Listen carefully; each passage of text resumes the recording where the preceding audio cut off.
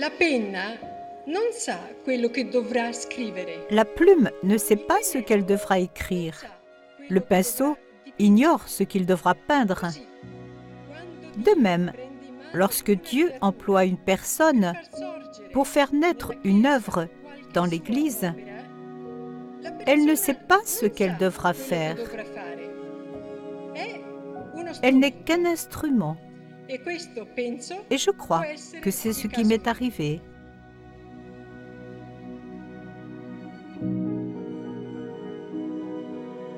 À 23 ans, Chiara Lubich, née à Trente, ville du nord de l'Italie, ne pouvait savoir en 1943, en pleine Deuxième Guerre mondiale, quelle serait son histoire. Elle ne pouvait pas non plus imaginer que cette histoire allait franchir la vallée du Trentin et impliquer des personnes du monde entier.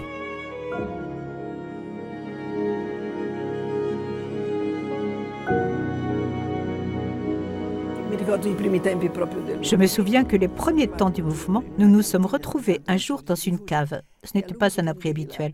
Et à la lumière d'une bougie, nous avons lu une page de l'Évangile du Testament de Jésus, où Jésus parle de l'unité et demande au Père, « Père, que tous soient un », ce qui signifiait « Je veux et je t'en demande la grâce, réaliser sur terre ton projet sur l'humanité, faire de toute l'humanité une seule famille, que tous soient frères, donc tous unis. » Et j'ai senti en moi qu'il s'agissait peut-être de la charte de notre mouvement naissant. Aussi, nous sommes allés à la messe, nous nous sommes mis autour de l'autel et nous avons demandé à Jésus, « Si tu le veux, fais de nous des instruments de cette unité. Mais cela dépend de toi, car nous ne comprenions même pas par où commencer. » À ceux qui se joignent à ce premier groupe de 30, Chiara Lubich ne propose qu'une seule norme, la vie de l'Évangile. Je me souviens qu'un jour, je suis allée voir un jésuite ici à la Grégorienne. Il m'avait dit, « Tu parles d'unité, ton mouvement est donc œcuménique. » « Non, lui avais-je répondu. Il n'y a aucun programme établi à l'avance, mais uniquement une entière disponibilité au projet de Dieu. En 1960, j'ai été invitée en Allemagne, à Darmstadt, pour parler de mon mouvement à des religieuses luthériennes, en présence aussi de 3 personnalités luthériennes. J'en ai parlé, j'ai parlé de l'Évangile, que non seulement nous lisons, mais nous vivons. Ils ont été surpris. Et on dit, mais comment vous êtes catholique et vous connaissez l'Évangile, et non seulement, mais vous le vivez? C'était tout nouveau pour eux. Ils m'ont invité, et plus tard mes compagnes, à aller porter ce mouvement dans leur Bruderschaft, leur fraternité et dans leur paroisse. C'est ainsi qu'a commencé l'entrée de ce mouvement aussi dans l'Église luthérienne. Ich habe Chiara zum ersten Mal erlebt. J'ai fait la connaissance de Chiara à l'occasion de la liturgie dans laquelle, en tant que président de la Fédération luthérienne mondiale, j'ai signé la déclaration conjointe sur la doctrine de la justification en 1999 à Augsbourg. Après cet événement, nous sommes allés à Haute-Marigne. C'est là que quelqu'un m'a demandé si Chiara Lubich, que je ne connaissais pas, pouvait adresser une salutation aux participants. En regardant ma montre, je me suis demandé, est-ce vraiment le cas? Elle est arrivée et dès que je l'ai entendue parler, elle m'a profondément frappé. Qu'est-ce qui m'a convaincu? Ce qui m'a convaincu, en pensant aussi à mon histoire personnelle, c'est la spiritualité, l'importance de la prière et de tout ce qui est lié au grand désir d'unité. En 1961 a lieu la rencontre avec le chanoine anglais Bernard Paulet. Observateur au Concile Vatican II, il considérait le mouvement des Focolari comme un pont d'amour évangélique entre anglicans et catholiques. En 1966, à Londres, Chiara est reçue par Michael Ramsey, primat de l'Église d'Angleterre. J'y suis allée, j'ai parlé. Il m'a dit plus ou moins les mêmes mots que mon évêque de Trente. Il m'a dit, ici, il y a la main de Dieu. L'année suivante, Chiara est de nouveau en Angleterre, invitée à Canterbury à offrir son témoignage de vie. Dans la foule, Leslie Ellison, une jeune anglicane de Liverpool. Chiara arriva. Elle me paraissait plutôt petite. Elle monta sur scène et commença à parler en italien. le chanoine Paulet la traduisait. À dire vrai, je ne me souviens pas de ce qu'elle a dit. Mais pendant qu'elle parlait, quelque chose s'est passé en moi. Tout à coup, j'ai eu l'impression que le monde était tout petit, qu'il était dans les mains de Dieu et que Dieu aimait chaque personne de façon spéciale, telle qu'elle est. Aujourd'hui, cela peut paraître étonnant, mais il m'est venu alors l'idée que Dieu aime aussi les catholiques. À l'époque, je ne savais pas comment le dire, mais aujourd'hui, je peux dire que j'ai compris que je devais accepter les autres tels qu'ils sont. Et c'est ce que j'ai fait. Au fil du temps, les rapports s'approfondissent avec des membres des églises libres et de l'église réformée. Pour beaucoup, connaître la spiritualité de l'unité a signifié redécouvrir les richesses de leur propre église et le patrimoine commun qui relie tous les chrétiens, l'Évangile. Zwingli a commencé ici avec la parole. Il a mis l'accent sur la parole. Chiara m'a enseigné à vivre la parole en tant que réformée de façon toute nouvelle. C'est dans la parole que je trouve le lien entre les deux. Après Zwingli, avec la réforme et avec ses successeurs et tout ce qui s'est passé après, la rupture a eu lieu. Chiara, elle, porte l'unité, la passion pour l'unité, je dirais même plus, une vision de l'unité. Comment pourrait être l'unité, car nous la vivons déjà. Chiara Lubich a été plusieurs fois invitée au Conseil œcuménique des Églises à Genève pour présenter la spiritualité des Focolari comme une contribution au cheminement œcuménique. Jésus abandonné est aussi la lumière qui nous permet d'espérer recomposer la pleine communion visible en l'unique Église du Christ. Le mouvement œcuménique a besoin d'une spiritualité, d'un charisme. C'est en cela que consiste la grande contribution de Chiara et du mouvement des Focolari. Elle crée une ouverture entre les différentes familles chrétiennes, entre les différentes confessions. C'est un don important et je suis heureux que nous ayons pu l'expérimenter aujourd'hui. En 2002, Chiara est à l'Institut œcuménique de Bossé, en Suisse, invitée par le directeur de l'Institut.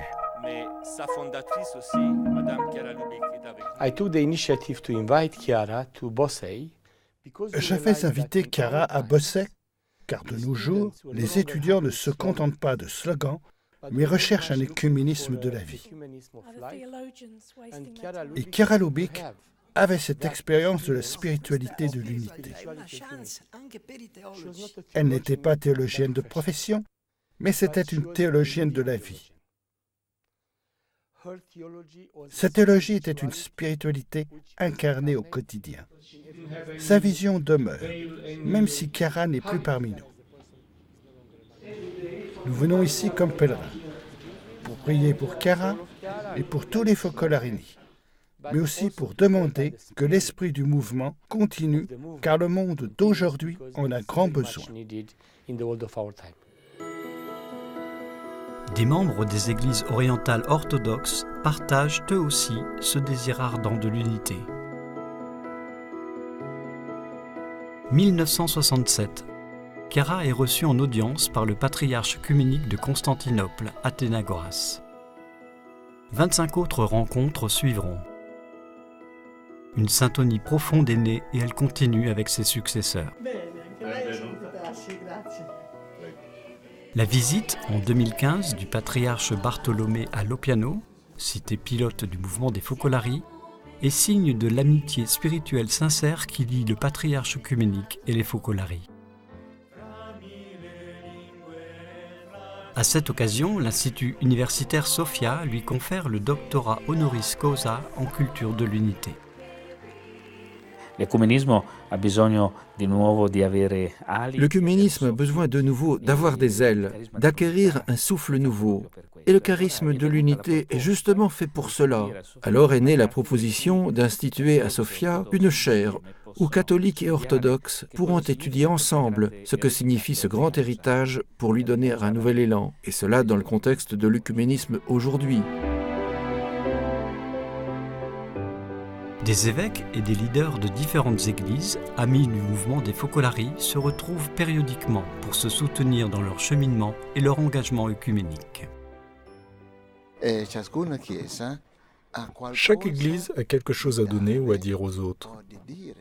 Aussi, si nous sommes dans une attitude d'écoute et d'ouverture, si nous écoutons vraiment profondément, nous nous comprendrons davantage. Des moments de partage et de dialogue fraternel qui culminent dans un pacte d'amour réciproque. Le pacte de l'amour, le pacte d'unité que nous faisons ici veut dire pour moi nous accepter vraiment les uns les autres. Chacun de nous vient comme une fleur d'un très beau jardin. Cette fleur, cette variété de fleurs fait l'unité, constitue un beau bouquet de fleurs.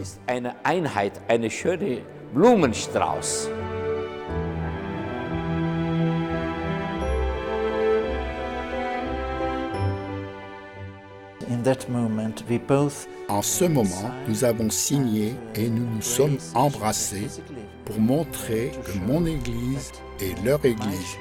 Leurs églises sont mon Église. Nous sommes un ensemble. Aimer l'Église de l'autre comme la sienne. L'Évangile, vécu ensemble, se traduit en connaissance et estime réciproque, en projet commun et but partagé, chacun dans la fidélité profonde à sa propre Église. C'est le témoignage d'un écuménisme de la vie. Chiara Lubich l'annonce avec force à Londres en 1996.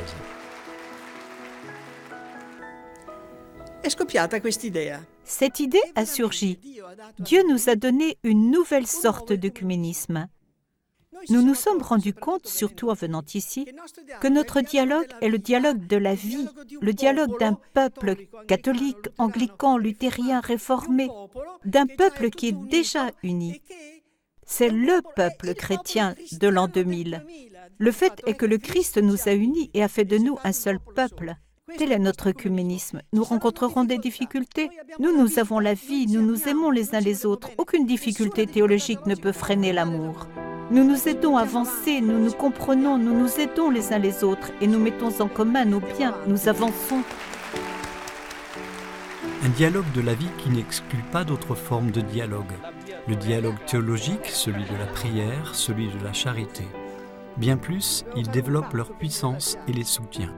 Un dialogue de la vie qui, sans nier les difficultés, est signe d'espérance dans le monde actuel. Si nous parlons de l'unité entre les chrétiens, nous devons penser que là aussi, le premier qui en est à l'origine n'a pas été un chrétien d'une église ou d'une autre. Là encore, nous le savons, c'est l'Esprit Saint qui pousse les chrétiens à l'unité. Avant d'être en nous, le programme est en Dieu. Je ne sais comment cela se terminera, mais je sais que si nous diffusons le christianisme et si nous le ravivons dans nos églises, si nous unissons nos églises et si nous réussissons à mieux témoigner du Christ, si nous répandons les principes chrétiens grâce au dialogue avec les autres religions et avec les hommes de bonne volonté, il est certain que nous deviendrons toujours plus unis, car Jésus est venu sur terre pour réaliser la fraternité universelle. Mais la finale, c'est Dieu qui la connaît.